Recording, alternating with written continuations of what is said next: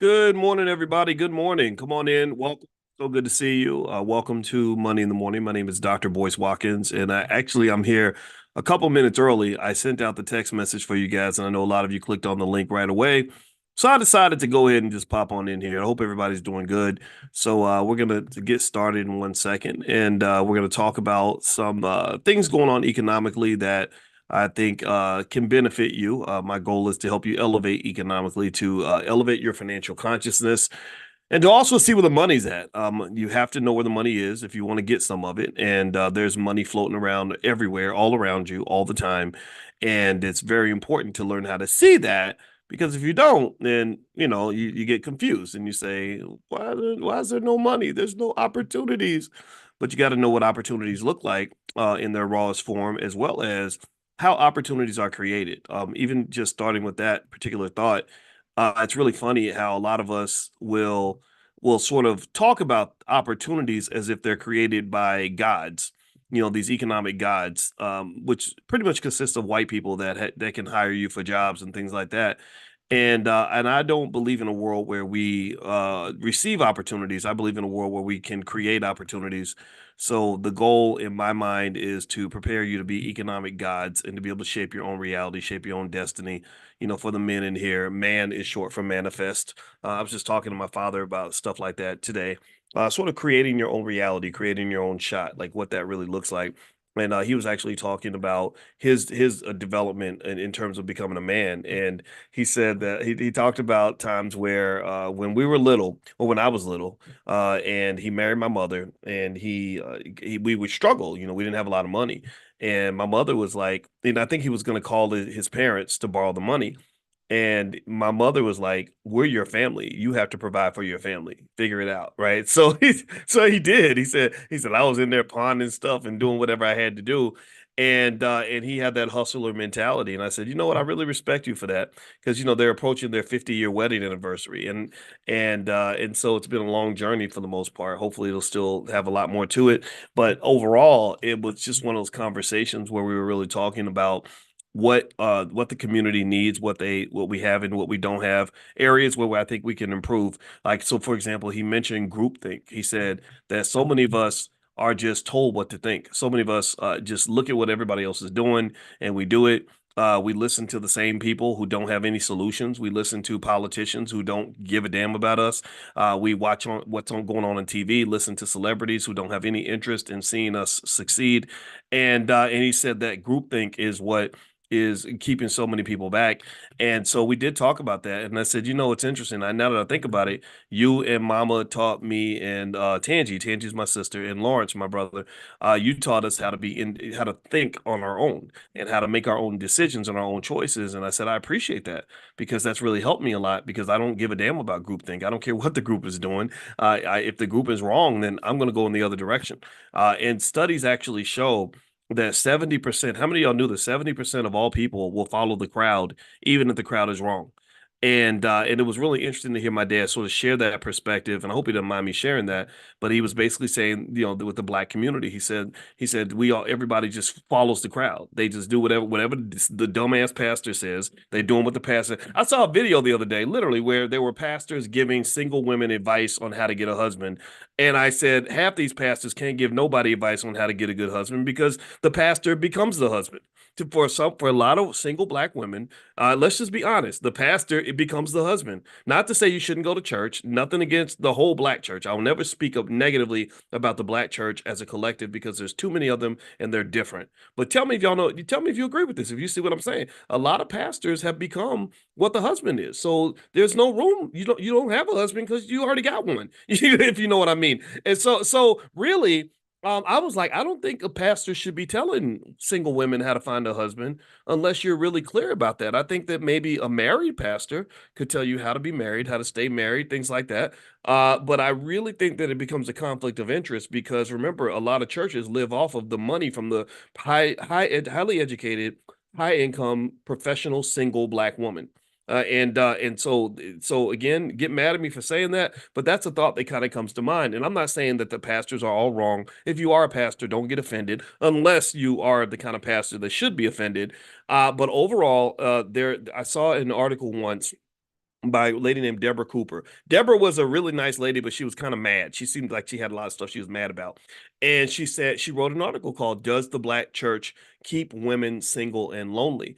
And I was like, huh, interesting. Her perspective, her point of view was very fascinating because she kind of felt like, in some cases, when you think about the most extreme examples where abuse is taking place, where you have a pastor who's sleeping with a bunch of women in the church and taking their money at the same time, there's not a lot of room for you to have a man if there is another man that is taking your attention, taking your body, taking your money, and all these other things. And what's fascinating to me is that there are very prominent pastors whose names I won't say because some of these pastors I know personally, who are really known for giving women lots of relationship advice, but they're sleeping with a whole bunch of them. That's kind of a weird thing. In a way, I don't know if y'all remember that one guy, the one guy who Derek Jackson, y'all know Derek Jackson, right? And I kind of laughed. He had a funny little financial hustle. And his financial hustle was basically he would give this relationship advice. And I joked with my wife, I said, I don't think that's really like based on any scientific therapy. I said, you're a therapist. You went to school for this for a really long time. He's like 29 or 30 years old. I don't think he's been to school that long. And I said, so what he's basically doing is a very simple formula. I said he's just telling women what they want to hear. That's it. That's it. If you ever want to get people to like you, just tell them what they want to hear. That's why so many people don't like me because I don't give a damn what people want to hear. I say what just comes to mind, right? And that's why I get in trouble. But he would just say what they want to hear, and I said, look at his post. Look, first post says that the reason that man don't want you is because he don't know a quality woman when he sees one, or most women can't handle a strong black woman. He'll say stuff like that, right? Which devoids you of any accountability, right? And then women will give him millions of dollars for this, and then of course, later on, the whole thing came, which a lot of the women coming out the closet and everything else, just sleeping with everybody, they walk by, and the thing was that I remember in a way when I saw the Derek Jackson thing. I promise we're going to get to the topic and we are going to talk about money. We always do that, but y'all know me. I do a stream of consciousness. I felt sorry for him partly. I felt sorry for him because I said, man, I don't even know if a young pastor, because that's what he pretty much was. He was a lot of the relationship advisors are pretty much just preachers in a different form, right? And his wife actually, I think, was very, very religious too. So she was in the category of the young single woman, or what she, well, she, I don't know, however you want to define her, that is going to listen to the pastor like leader that is kind of advising and sort of taking this position of authority. And I said, I wonder if he has the discipline to have the kind of authority over women that he has right now, because he's young and he was married, but he was kind of behaving like a single man. And then I would see these pictures, he'd have these pictures where he'd be in a big muscle shirt. And you can tell when someone is trying to attract mates. Like if you got the booty out, you got the muscles out, you in the gym lifting weights on your Instagram, you're kind of you're signaling to potential mates, hey, hit me up in my DM and you might get some today. And so I remember thinking that, and again, he's 30 years old, right? That's like the peak of a male's sexuality and all this other stuff. So I said, I bet you that there's going to be a controversy with this guy, and you're going to have women just falling out of the closet, and it's going to be messy because that's when reality is going to kind of hit that this isn't quite what people think it is, and unfortunately, that's kind of what the money can sort of do as well. I know he was making a lot of money with this sort of thing, and honestly, I'm not here to judge it one way or the other. I just truly don't care that much. But I think that there was kind of a lesson there. I think sometimes when you talk about leadership, there's a certain level of consciousness required to even be in a position to lead.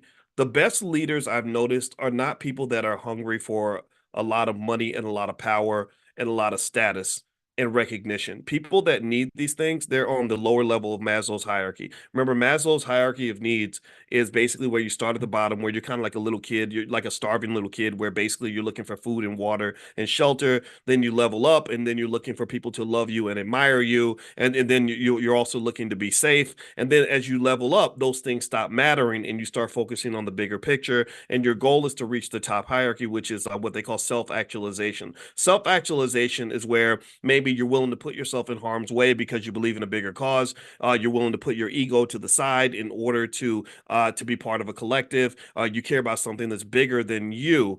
And typically, people that are best at that kind of leadership are people who've already gotten the lower level needs kind of addressed. They've already been loved and admired. They've already made some money. They've already been famous. They've already attracted the women, and now they're really just trying to do the right thing or trying to build something that's actually meaningful beyond just sort of this gratification piece, right? And typically, and what I thought about whenever I see like a young single pastor, say at the age of 30, or a guy like the Derek Jackson, not picking on him or anything. This is just in my head. I think to myself, he's probably not risen up that hierarchy yet. He's probably still at that stage where the money, getting the money matters, getting the women matters, having the fame and the attention matters. And a lot of times people like that have a harder time leading because leadership ultimately becomes a type of service.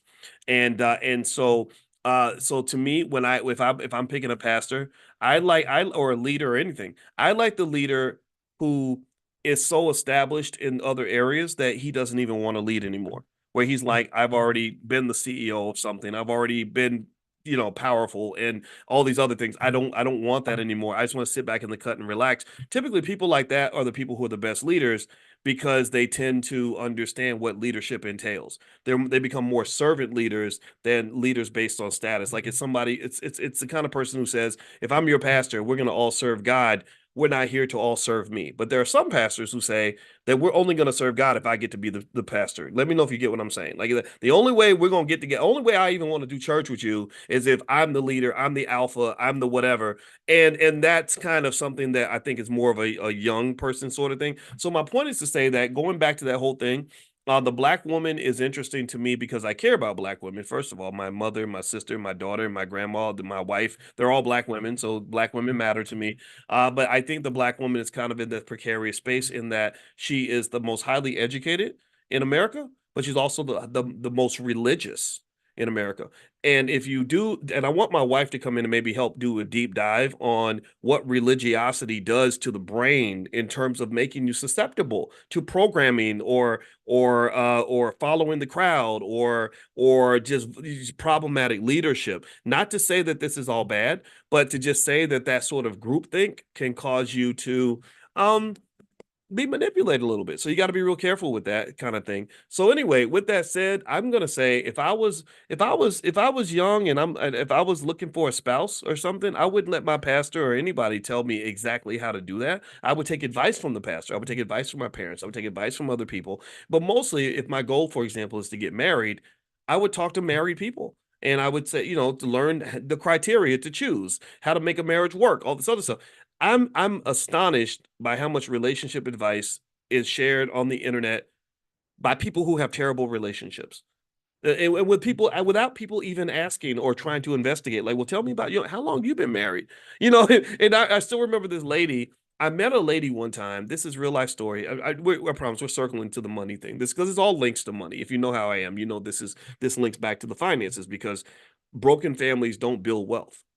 Broken relationships destroy wealth. So just in case you want to know what the linkage is, that's one of the linkages. And I remember I met this lady and she had a column or something about relationships and she was very popular. It was very popular. A lot of people read these articles she would write, these blog posts.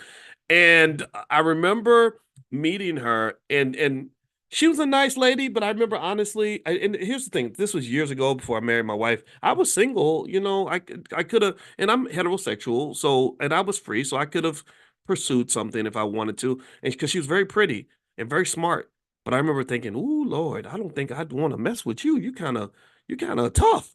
And not tough like strong tough, but just not really built. You meet somebody, they just not built to really be with nobody. But they don't know it, and so you can't really tell them. You just kind of like let them like roam the wild and live their life.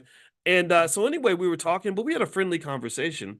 And then she got married. And in my head, I'll make these little predictions. I remember thinking, I don't think she's going to be married very long. I give it about a year. And so a year later, this relationship advice expert writes this big long article where she's explaining here's why I had to divorce my husband. And she goes down this list. He did this and he did this and he did. Of course, right? Because we don't want to take accountability. It's always everybody else's fault. It's always 100% his fault. None of it's your fault, right? And I just it made me think about this big industry of people that are able to benefit from the trauma of the Black community and the dysfunction, which leads to all the broken relationships and everything else. You got broke people, broken people, and you have all these problems that are there, and there are people there that are sort of taking advantage of that, perhaps using charisma to seduce you into discussions that are not beneficial, that are not scientifically based or anything like that. And I'm gonna just say that if you are into problem solving, right? Like I hope that this is something we can agree on, that our goal is to solve problems and not just either complain about them and not get the wrong solutions and waste our time with the wrong solutions. I like problem solving. And one thing I can say about problem solving is that it's like shooting a gun at a bullseye. You got to hit the target. You got to hit the mark. You can't just pull out a gun and start firing all in random directions. You have to hit the freaking target. So I would say that there are people in the world that have experience trying to do the things you're trying to do. They have if you're trying to get married and stay married, there are people out there that have done that. There you can listen. I think listening to those people is better than listening to just anybody that you see on the internet who looks cute on camera or somebody who's just on there telling you whatever you want to hear. Because look, the reality is that if you're trying to level up in your life on any level, you're gonna have to really look in the mirror and accept the fact that you've screwed up at some point and you're not the person you want to be. You have to accept the fact that you are deficient. The old you is not capable of creating the outcomes that the new you is seeking to pursue. You have to accept that. You have to admit that you're flawed in that way. And then once you accept that you are flawed and that you ain't perfect, then you want to seek out people, not people who are going to just tell you what you want to hear or tell you that it's always somebody else's fault. You want people to say, no, no, no, I'm going to tell you exactly what you don't want to hear and that it is your fault. And when you accept the fact that it is your fault, then you'll also accept the fact that it is also your opportunity, that it is your responsibility. It is also within your power to change it. Do you understand what I'm saying? Like when I say, gosh, Boyce is not where he wants to be, and it's Boyce's fault, then I say, wait a minute, but that also means that if I correct the deficiency that exists within Boyce, Boyce has the power to fix it. That's very powerful. Accountability is very powerful. So in my view, I don't understand why people don't understand the power of accountability. I think personally that a great way to be happy in life is to take accountability for everything, even stuff you can't control, because at least in your mind you will start to embrace all the power that exists around you. If I take no accountability and I'm always taking that easy route, well, it's his fault, it's her fault, it's my mama's fault, it's the dog's fault, it's the president's fault, it's this person's fault, then I'm gonna feel like a weak little punk ass rag doll that's being slapped around by the world, and I have no stake in any of my outcomes in life. So what does that mean? Well, the only options I have at that point is I got to go pray to Jesus because Jesus can do it. I got to go and I got to go vote for this politician because he can do it because I sure as hell can't. I got to go be nice to Mr. Charlie at the job because he can make my economic condition better, but I can't do nothing about it. I don't think that's beneficial for us at all. I don't know. I don't understand. I don't know the exact solution to the issue that I'm describing to you. I know that I see it and it's weird and I don't get it, but I really think that there's something about being Black where we are really trained from birth that not only do you have no accountability in your outcomes, you have no responsibility for the improvement of those outcomes. And then also, you have no power. Ultimately, the final conclusion is that you have no power to shape any piece of the reality around you. That power belongs to the people you worship, like Jesus, the politicians, the celebrities, and white folks. Am I telling the truth, or is there some element of truth there? Let me know if you can agree with any piece of what I said. Look at how we put so many other people on a pedestal and believe that so many other people can shape the world, but we can't shape nothing. our own community will fall in shambles. Our whole damn family, the marriage, the kids, the everything around us falls apart. We're like, who's gonna fix it? You gotta fix it. If you don't fix it, it ain't gonna get fixed. But you have to start by understanding the power that you have to fix that. And it starts with accountability, which is hard because you got to look in the mirror and say, dang, I thought I had it all together, but maybe I don't. Maybe I got to humble myself a little bit. And this is what I see. This is what I believe. So anyway, that was my first thought for today. Let me get to something I wanted to also discuss. Um, there was this study. I met my our one of our girls. She had a friend that came over and spent the night, and she's 17. She's on her way to college. They're both on their way to college, so they're doing teenage girl stuff. And it made me think about college and some studies I've seen that basically say that a lot of young people are turning away from college. And I'm not pro or anti college. I think it depends on the situation. You guys know my background. I'm a college professor, so I can never be completely anti college. I think college can be good for a lot of people, but we know the times where it can be bad. And then I happened to see this article on CNBC because I was looking at the stock prices and everything, and it says here that teens are losing faith in college, giving rise to interest in skilled trades. Concerns over rising college costs and student loan debt are causing some high schoolers to choose more career connected pathways over a 4 year degree. Increasing opportunities in the skilled trades with a secure job track and high earning potential are helping transform Gen Z into the so called tool belt generation. 4 years after the COVID pandemic began, there are more than 900,000 fewer undergraduates enrolled in college. I think for Black people, this number is going to be even greater because because they've gotten rid of a lot of the DEI programs. So once that happened, the universities instantly started shutting down their diversity offices. Anything they were doing for Black students, Black student affairs, and all that, they got rid of all that. So the right now the demographics on major college campuses have instantly changed. There are some universities where they have hardly any Black students now. This is the direction the world is going. It says here the overall rate of high school graduates choosing to enroll in college held steady in 2023 compared to a year earlier.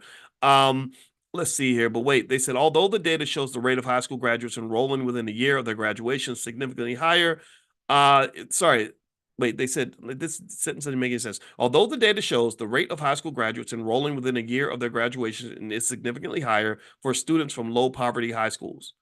That sounds weird. They said that there are large and widening gaps for low income students, which is a cause for concern. So what it appears that they're saying is that the higher cost of college, the student loan issue, is causing a lot of students that are in low income situations to not want to go to college. What I'm gathering here is that middle and high income students are still going to go to college, which makes college almost a little bit more of a luxury item for people that have the money to burn and stuff like that.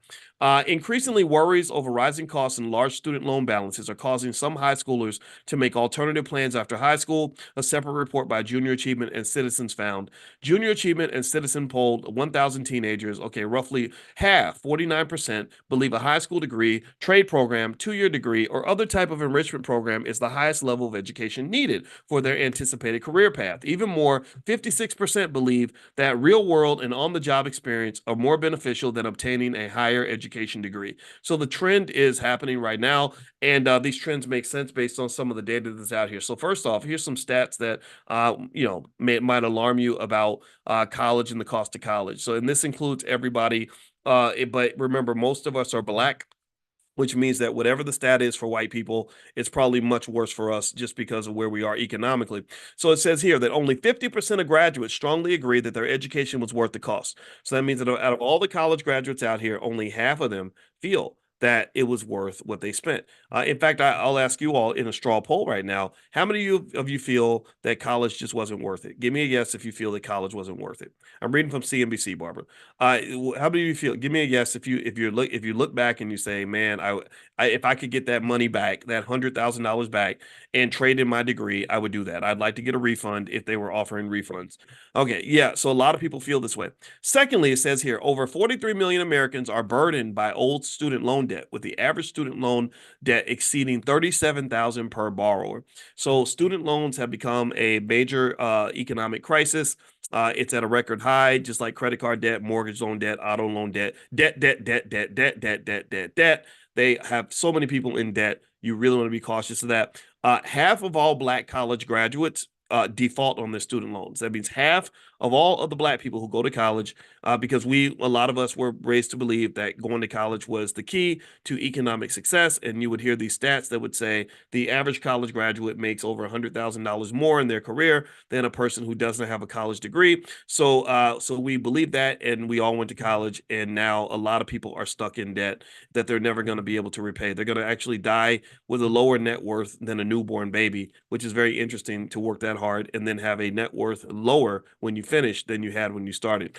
It says here also 41% of college graduates are working in jobs that don't require a degree, which is interesting. Also, 22% of graduates report that they are not earning enough to justify the cost of their education, and almost 40% of students who enroll in college fail to complete their degree, yet still carry the financial burden of loans without the benefit of a degree. So you got the financial STD and you didn't even have good sex. That's what so you got the financial disease of the student loan that you have to carry, and you didn't even get what you came for. And that's terrible, right? That's like you gain weight to become a prize fighter, but you gain a bunch of fat and you gain no muscle, and you're not able to actually win any fights because now you're a fat person trying to fight instead of a lean person. And so ultimately, if you're looking for solutions on this, the solutions are very, very simple. The solution starts with part of what we were talking about earlier when I was talking about my dad mentioning thinking for yourself. I think that, and we've talked about this before in class, so I'm not going to belabor this point, but you can't just do what everybody else is doing. You can't just sort of follow some pre-programmed plan for your life. You have to train your kids to kind of say, okay, what makes sense? Where am I going to get a positive ROI? A lot of you last night, we had a big session where we were doing stock options, and I was showing you specifically exactly what stock to buy, how to sell the options, how to get the insurance. And the final conclusion, the reason I was so excited about what I showed you yesterday is I said, if you follow this exact process, you're going to get a really large ROI. The amount that you will receive exceeds the amount that you're going to pay out. That is the fundamental rule of investing. It goes back to buy low, sell high, make sure you make a profit. You have to bring in more than you spent. That is the rule that is required in economics and business in almost every single situation. The issue with the college thing is that apparently there are millions of people, and they usually realize this at 30 or 40 years old, who don't have a positive ROI, return on investment. They put in more than they were able to pull out. So there's two things that have to change. One of two things have to change on some level for this to work. Either A, you have to put in less, or B, you've got to pull out more. That's it. There's no other, it's that basic. You either have to have more income at the end or a smaller cost in the beginning. Which one's it going to be? So with this adjustment to trade schools and all that, first of all, I love it because I went to college, and I'm sure a lot of y'all remember the people that you met in college who had no business there, who didn't want to be there, who hated it, who didn't go to class, who were at every party. I knew a girl who went to college. It was so funny. It was a young lady I used to mentor. She she went to college, and she pledged a sorority and went through all the hell to become an AKA or something, but flunked out of college. And I was like, it's really hard to become an AKA. Shout out to the AKAs. It ain't easy to become an AKA in undergrad, right? They put her through hell. I said, so how in the hell is it that you had the discipline to become an AKA, but you didn't have the discipline to get a C on your math test? We had to talk about priorities. I was like, this doesn't make any sense. You're supposed to do all this stuff after you finish studying for your test. But what I really concluded later on is that just psychologically, culturally, otherwise, she just wasn't interested in the academic side of college. That was not where she should have been. She should have been somewhere else, getting a job or something, right? Learning a skill. So effectively, I think it's awesome that you have kids going into the skilled trades. because there's so much money there. There's so much opportunity there. There are shortages there. I don't know about anybody else, but it kind of sucks when you're looking for a black person that can do a job on your house, but all you can do is you can find Mexicans, you can find Ukrainians, you can find people from you can find a group of Italians, you can find all these other ethnic groups that will show up fully organized and prepared to do all the work on your house, on your roof, on your yard. But where are the black companies that are doing this? I know that they exist. I know they're out there. Some of you are in this room right now. Some of you do the skilled trades, but this should be nationwide. You have an untapped labor class that's worth trillions of dollars. You have trillions in untapped labor potential because these were young people who were misguided into this whole idea that every single black person is supposed to go to college and get a corporate job. That's you get the degree, you get the piece of paper, you show up with a smile on your face, and some white guy is going to give you a job pushing pencils in somebody's office. But there are so many other ways to make money out here, so many other ways to be successful. And another little gripe I'd have with the public schools is that they took all that out. They used to be there. It used to be there where you could learn trades in high school. Now they ain't learning nothing. Now they coming at, I mean, you obviously ain't learning nothing in the Chicago public schools. If a large percentage of your kids are coming out without the basic reading, writing, and math skills required to even be successful in the world, that's a problem. That's criminal. You should go to jail for that. They should take all your money and lock y'all up for this because you are abusing these poor kids. These kids are going to go through untold amounts of suffering and hell. Some are going to end up dead. Some are going to end up in prison. Some are going to end up in extreme dire poverty and suffering and agony because you didn't do your job. But it ain't just your fault. Remember, it takes a village to destroy a child. So there were probably some other people that were culpable as well. But at the end of the day, this is not something that should be allowed to exist. But for whatever reason, we just go along with it because we don't think we have the ability to change that. So with that being said, um, here's what I'm gonna say very simply.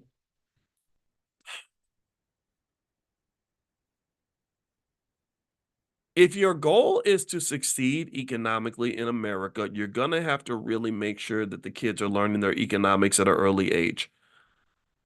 Um, a kid that knows how to fix a roof or do plumbing or do carpentry, and then also knows how to take that money and invest it in the stock market is gonna typically do far better than some kid that goes to school and gets two or three master's degrees and doesn't have any skill or ability to build or create anything of his own.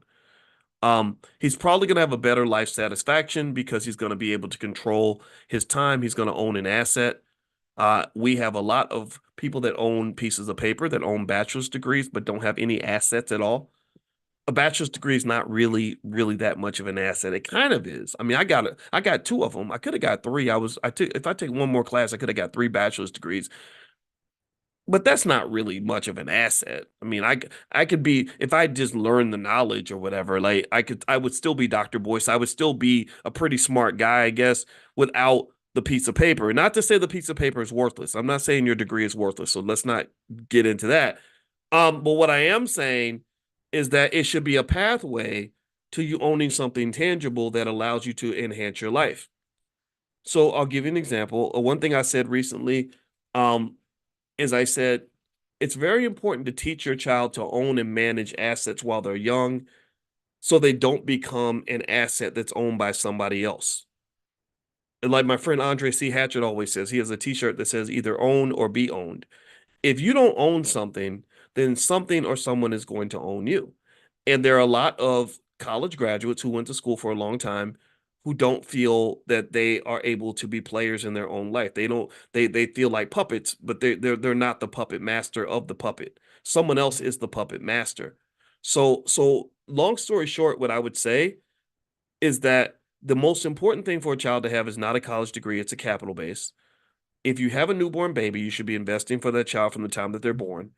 But then also while you're investing for them and building wealth for the family, which is almost like a family car that can be passed down from generation to generation, you teach them how to drive the car.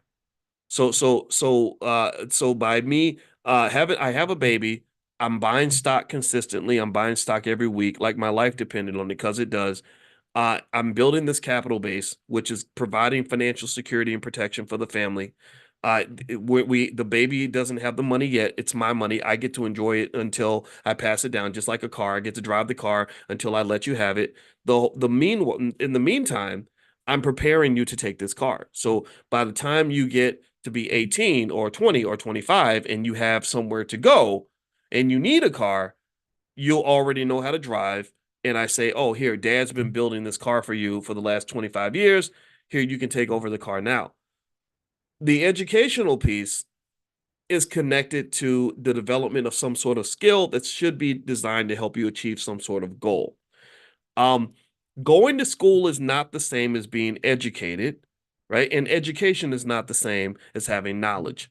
And then knowledge is not the same as having wisdom. All those are four different things, and I think it's very important to sort those things out. There's a lot of educated people that have no. So there's a lot of people that went to school that don't even have an education, that don't have knowledge or wisdom. So just kind of separating those four things will allow you to say, what do I really need right now in order to get this done? In order to do certain skills that you might be paid for, you may need education, but you may not need to go to school, right? I just need to learn how to do it. Just show me how to do it. I hire people all the time, and I don't care. I don't care how much education they have. I don't. I don't. I don't. I have. You know, I have a bunch of people on my payroll that I pay. I don't know. I can't tell you who went to college and who didn't. I can't. If you say, did so and so, did they have a college degree? I'm like, I don't know. All I know, the only thing I know is that they have skill. They know how to do their job. That's it. That's all I know.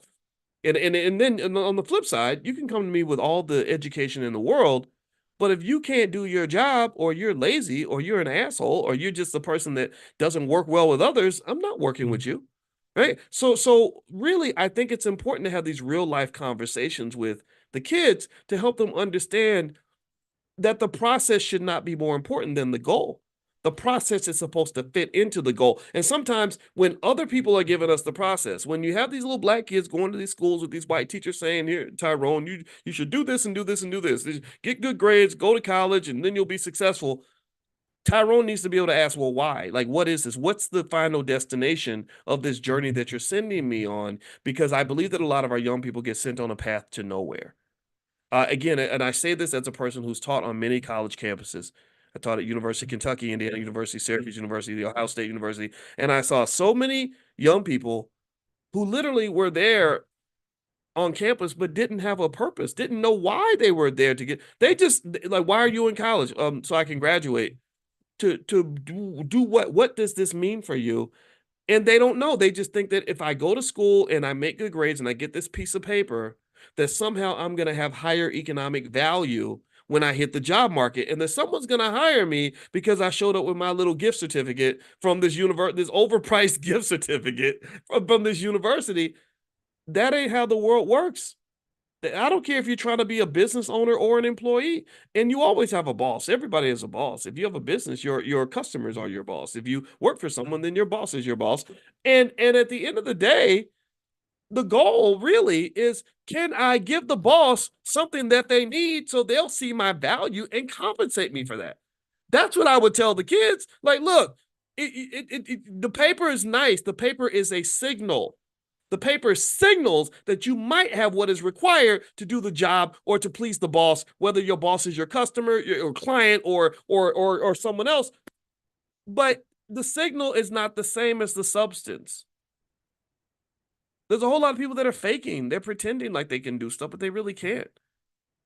Um, and credentials should not exceed actual skill. So what I like about kids going into the trades is that when you go into the trades, there's something about having that tangible skill that you can apply that will help you achieve the goal.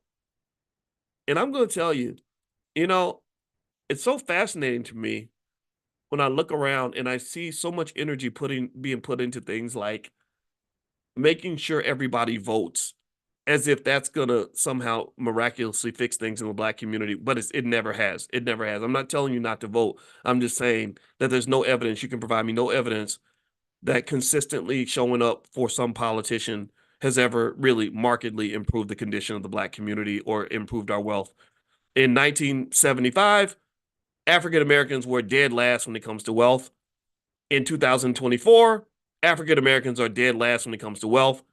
In 2055, African Americans could very well be dead last when it comes to wealth. In fact, you're predicted to keep going down to the point where your wealth will be zero. Your median wealth is expected to be zero in the year 2053. We're trying to reverse that right now, but we can't reverse the course if people are so connected to groupthink that they don't actually think. They got your ship guided on a GPS to nowhere. Your programming is guiding you straight to economic hell. That's what they're like. Doop, boop, boop, boop, boop. Hell is this many miles southwest, and you literally are following the pathway to economic hell. So, in order for that to break away, some of y'all are gonna have to break away from your programming, and it ain't gonna be everybody. There's a lot of people that all they know how to do is be mad at me because I'm telling you the obvious that your economic policies have been absolute shit up until this point. I'm sorry, I'm cussing this morning. I'm not gonna cuss. It makes me mad. I'm sorry. It makes me mad. Our economic policy has been garbage because our policy has been go to college, work for white people, and hope that it all works out. And make sure that we give them what they want so that they'll be nice to us and give us what we need. I don't believe in any of that. I believe that you have to take control and possession of your communities. You must take control and possession of your children. You must take control or possession of your educational process. And if something doesn't make sense, it should not be done. So, what would be a pathway if I had kids right now? I'm not going to have no more kids. I'm 53. I wish I could be younger to have kids again because I think raising kids is a blessing. I love every child I've ever been involved with their life. It's been amazing to be able to have influence. In fact, those of you that listen to me and share what I say with your kids, that's a privilege. That's an honor for me to be able to support you in that process because I really believe our kids are not just our future. That's our $1 trillion play. That's our $1 trillion asset. So here's what I would do if I had a bunch of kids right now and I was sitting there talking to them every day. Number one, I would make sure that me and mine, our people, our family, were the number one influences when it comes to education. That they would get real life education on anything that matters to them, any direction they're thinking about going. They're going to have advisors that are going to give them the real deal on how all this works. They're going to, everything that matters, everything from relationships to, managing a family to building wealth to fitness and mental health and everything else. Number two, I would make sure I'm investing for those kids so they have assets that they can use later on in life. A person in America who has assets is much freer and controls their own destiny much more than a person who is an asset. If you are an asset, you're a puppet. The puppet master controls what your outcomes are going to be. If you own an asset, you get to be the puppet master because you get to manage the asset and you don't have as many people trying to manage you. So I would make sure that those kids had all the assets that they needed. I would also make sure they were on code. I would help them understand how important this is. Look, we're doing something. We ain't worried about what white folks got. We ain't worried about what they built over there. We're trying to build something right here that's going to keep us all safe and strong and secure. So we need to lock in. We're turning toward each other. We're pouring into each other. We're pouring into this entity. We're gonna meet regularly. We're gonna have meetings every single week. No different from Bernard Arnault. Bernard Arnault, who runs Louis Vuitton, he's the richest man on earth, I believe. He has his children meet with him at least once a month for dinner, and they talk about what they're doing as a family. They're not worried about what the Rockefellers are doing or what so and so is doing. They're not sending their kids off to work for other people. They're sending the kids to work for the company, right? So that's another thing that I would do. What else? I would probably, when it came to college, I would keep the costs down. I wouldn't go overspend for a school unless there was a specific reason to overspend. There's lots of great universities you can go to that don't cost you a ton. I think college is a great experience, by the way. I think anybody that wants to go to college definitely should. I just don't think everybody needs to do it. And I don't think that we should ever live under this false rule that says that if you don't go to college, that somehow you're a loser and you're never going to be successful. There are lots of very successful people who don't go to college because they're able to think on their own and solve problems and figure things out, sell a product or whatever. What else? I would also make sure my kids understand how to start a business by the age of 12. We've talked about this because they are then trained to be producers. Consumers in America get screwed. Producers in America make money. So the question is, what are you producing? It's okay if you consume. It's okay if you buy things. I don't care what you buy. You can buy you a new Bugatti if you want to. Just make sure you're producing something so that some of this money that's floating around the richest country on earth is going to end up in your pocket. Those are some of the things that I would actually work on with the kids. And then at that point, whatever their interests are, I would support that. I would support it under the context of understanding this about America that you really want to kind of consider walking away from. In America, because we're a capitalist society, we have too many people that define themselves by what they do. They define themselves by their profession. They define themselves by their job. I don't think that that's healthy at all. I think that who gives a damn about like why would you let your boss define who you are as a human being?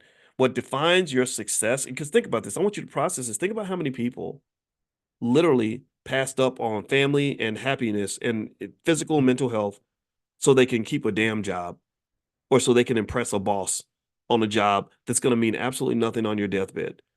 That again, I congratulate you if you're a senior executive and a vice president of a bank and all these other little things that they tell us that we want to be.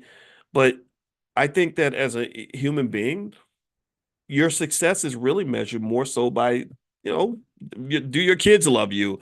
Are you happy every day? Are you enhancing the lives of the people around you? Are you doing things that are meaningful for you? The professional stuff has a place, but in America, what we're finding, and this is actually starting to be pointed out by the Surgeon General because they're talking about all the pressure that parents are under, where you're trying to raise kids and you're trying to pay bills and you're trying to keep up with what's going on at work, is that people are kind of losing their ability to grasp onto things that have meaning. Right. And I also think that sometimes the money, the financial challenges and the financial stress can distract you so much that you don't have the time to clasp onto things that have meaning for you. And that makes me very, very sad. I want your life to be happy. And that's probably the biggest thing I would say when I talk about my kids in my house and any kid that I talk to where I'm trying to advise them and tell them about stuff. The ultimate goal is like, can you be happy in this freaking crazy world that we live in? And happiness, and I find, is a custom package. It requires you to be able to ignore a lot of nonsense, and to understand the role that money might play in this whole process, and really, but to see money as a liberator as opposed to something that just adds additional constraints, and that's a deep conversation.